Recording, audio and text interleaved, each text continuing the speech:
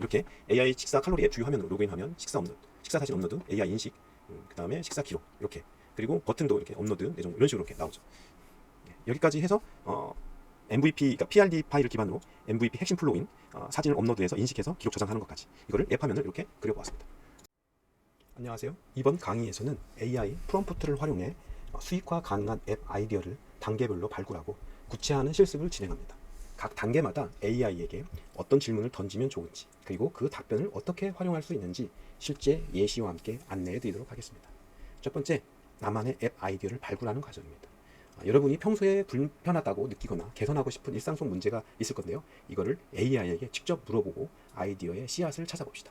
프롬프트의 예시로서 이 내용을 그대로 복사를 해서 커서 AI에서 해당하는 문제를 알려달라고 얘기했습니다. AI는 다음과 같은 세 가지: 대중교통의 혼잡 및 지연 문제, 두 번째 쓰레기 분리수거의 번거로움, 세 번째 건강한 식단 관리의 어려움에 대해서 얘기했습니다. 이 중에서 본인이 생각하는 나는 예를 들어 3번 바쁜 일상성에서 균형 잡힌 식사를 챙기기가 어렵다, 많이 있다고 판단이 들고요.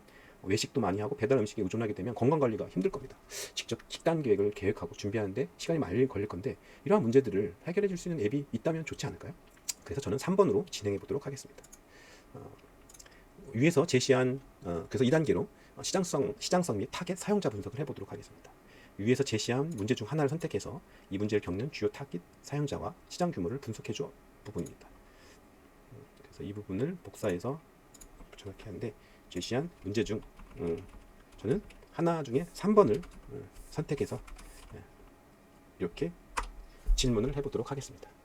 그래서 건강한 식단 관리 어려움에 대해서 주요 타겟 사용자로는 직장인들, 1인 가구, 자취생들, 다이어트 및 건강 관리에 관심 있는 사람들, 가족을 돌보는 주부들, 이런 사람들이 관심 있을 거고, 시장 규모 분석을 하면 음식에 대한 것이기 때문에 굉장히 많은 그 국내 시장에 규모가 굉장히 클 거로 나오고 있군요. 23년에 기준 국내 건강식품 시장도 약 5조 원이나 되고, 굉장히 큰 배달 음식 시장은 엄청나게 큰 66조의 정말 큰 시장이죠. 글로벌 시장은 뭐 말할 것도 없을 것 같고요. 그래서 타겟은 굉장히 크고, 그리고 이거를 또 원하는 고객도 제가 볼 때는 의미가 있는 주요 타깃인 것 같습니다. 자, 그렇다면 기존의 내 생각과 똑같은 생각을 하는 사람들이 이미 앱을 출시하거나 만들 수도 있었을 것 같은데요. 그래서 해당 문제를 해결하는 기존 앱이나 서비스가 있다면 세 가지 예시를 들어주고 내가 만들 앱에 이들과 차별화 포인트를 제안해 보도록 하겠습니다. 그래서 다시 붙여놓고 실행해 보겠습니다. 이런 앱들이 분명히 있을 것 같은데요.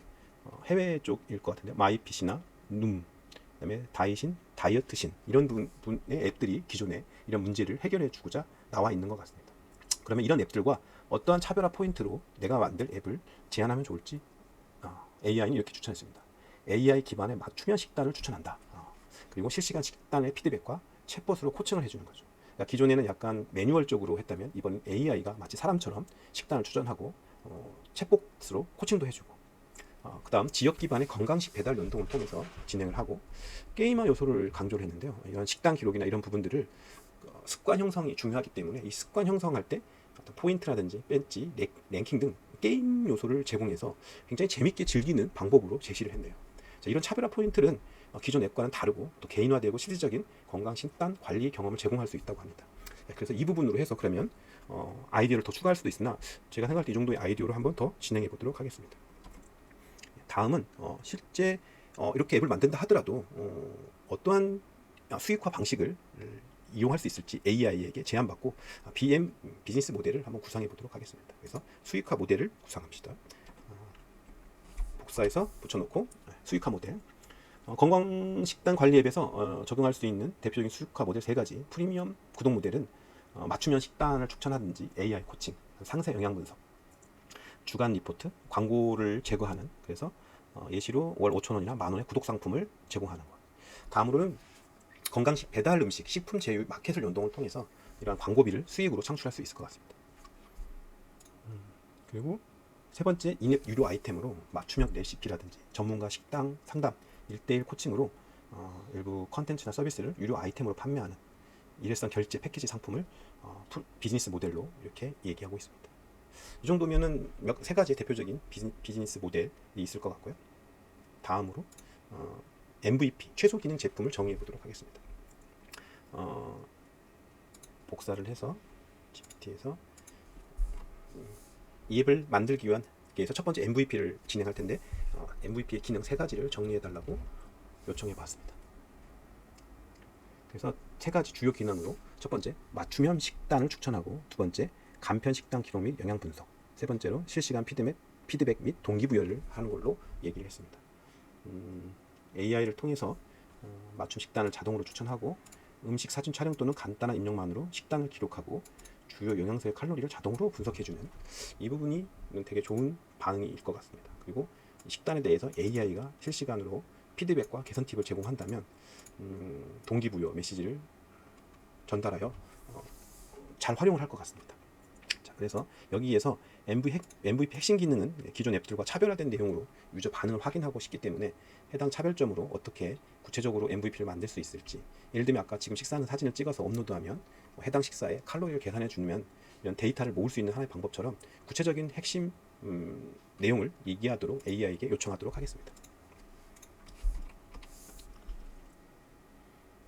기존 앱과 차별화된 포인트로 유저 반응을 확인하기 위해서 MVP를 이렇게 설계해 봤습니다. AI는 사진 기반 식단 인식 및 칼로리를 자동 분석을 해주는 기능으로 차별화 포인트로 텍스트 입력 없이 그냥 사진만으로 찍기만 되면 나중에 데이터가 쌓일수록 인식 정확도가 높아져서 이걸로 음식을 인식하고 이 음식에 대한 음식명, 칼로리 수정, 내용 등을 데이터로 축적하여 AI 모델로 지속적으로 개선이 가능할 것 같습니다. 실시간으로 AI 피드백과 맞춤형 동기부여를 메시지를 전달해주고, 또한 커뮤니티 기반 식단 공유 및 챌린지, 챌린지를 한다는 것은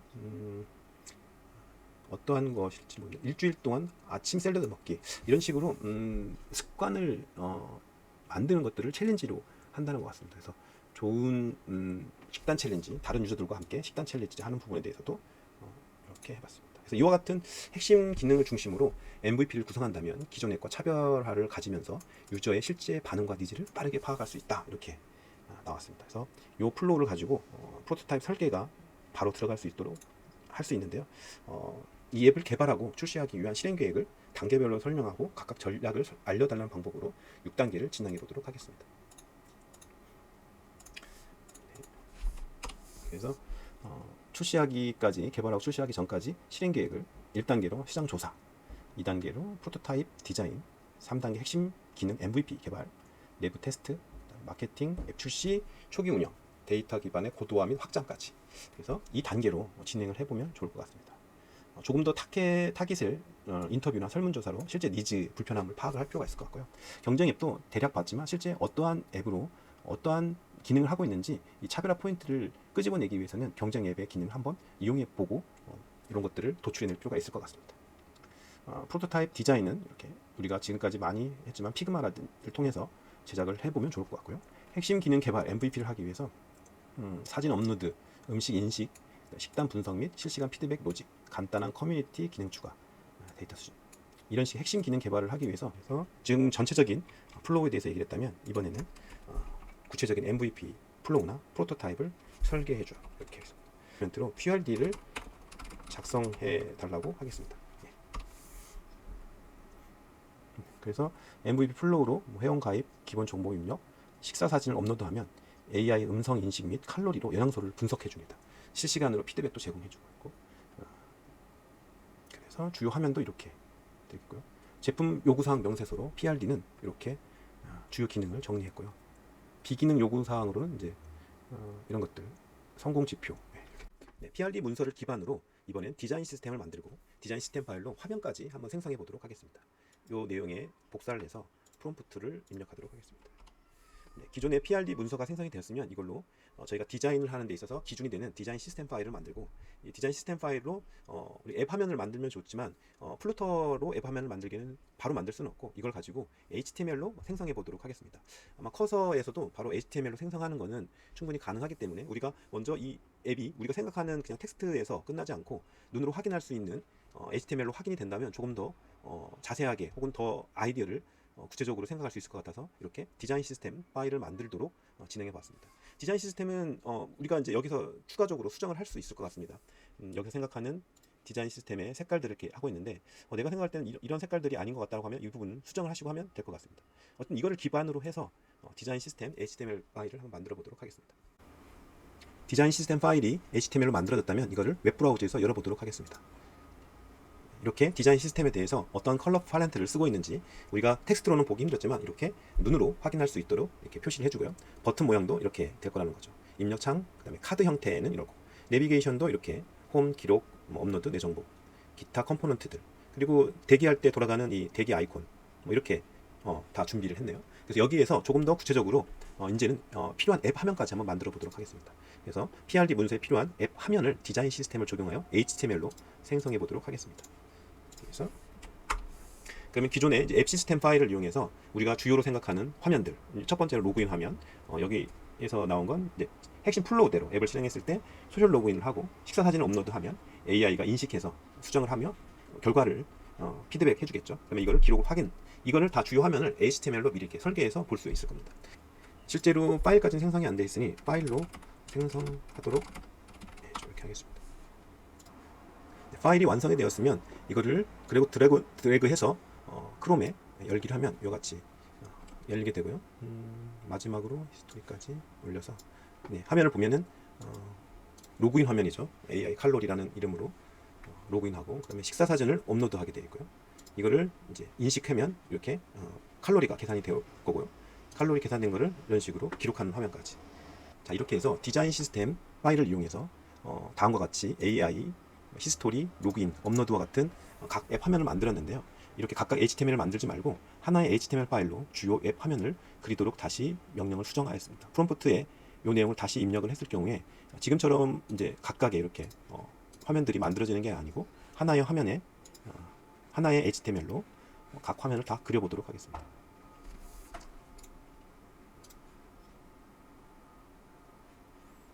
그래서 앱 스크린이라는 HTML 파일이 완성이 되었고 이거를 열어보도록 하겠습니다.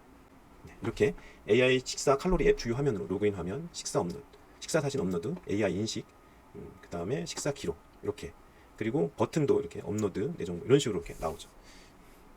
여기까지 해서 MVP, 그러니까 PRD 파일을 기반으로 MVP 핵심 플로우인 사진을 업로드해서 인식해서 기록 저장하는 것까지, 이거를 앱 화면을 이렇게 그려보았습니다. 다음으로 이런 직접 개발을 하기 위해서는 바로 필요한 게 커서 룰 파일인데요. 이번에는 커서 룰 파일까지도 생성해 보도록 하겠습니다. 아래 부분을 복사를 해서 커서에서